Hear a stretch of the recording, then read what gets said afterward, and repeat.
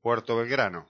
El jueves al mediodía, a bordo de la lancha rápida Ara Indómita, se realizó la ceremonia de entrega y recepción del Sistema Estabilizado de Observación y Puntería Naval SEON a dicha unidad por parte de autoridades del Instituto de Investigaciones Científicas y Técnicas para la Defensa, CITEDEF. La plataforma SEON instalada en la unidad fue desarrollada por CITEDEF. Consiste en una plataforma giroestabilizada equipada con una carga útil que provee visión diurna, nocturna y telemetría láser. La consola de control de operaciones permite al operador manejar la plataforma en modo manual o automático mediante el sistema de enganche y seguimiento de blancos.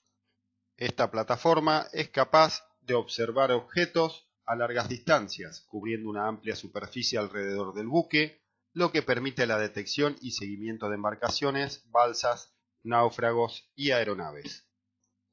Además, posee dos referencias para la estabilización.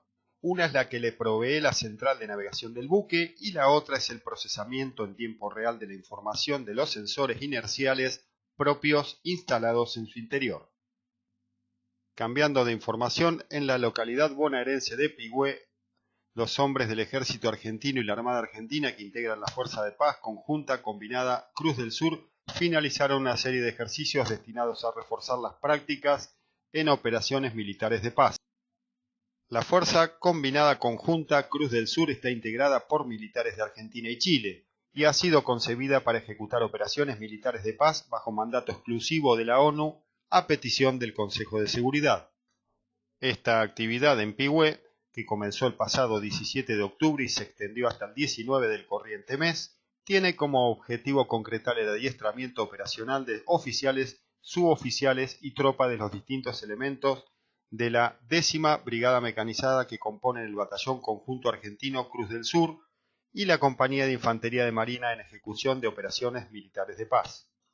En el transcurso de las 4 jornadas, los ejercicios de nivel subunidad correspondientes al Regimiento de Infantería Mecanizado 12 y Base de Apoyo Logístico Pigüé, sincronizados por el Comando Brigada Mecanizada 10, se centran en el armado, instalación y operación de una base de operaciones comandada por la Compañía Cruz del Sur del Batallón Conjunto Argentino.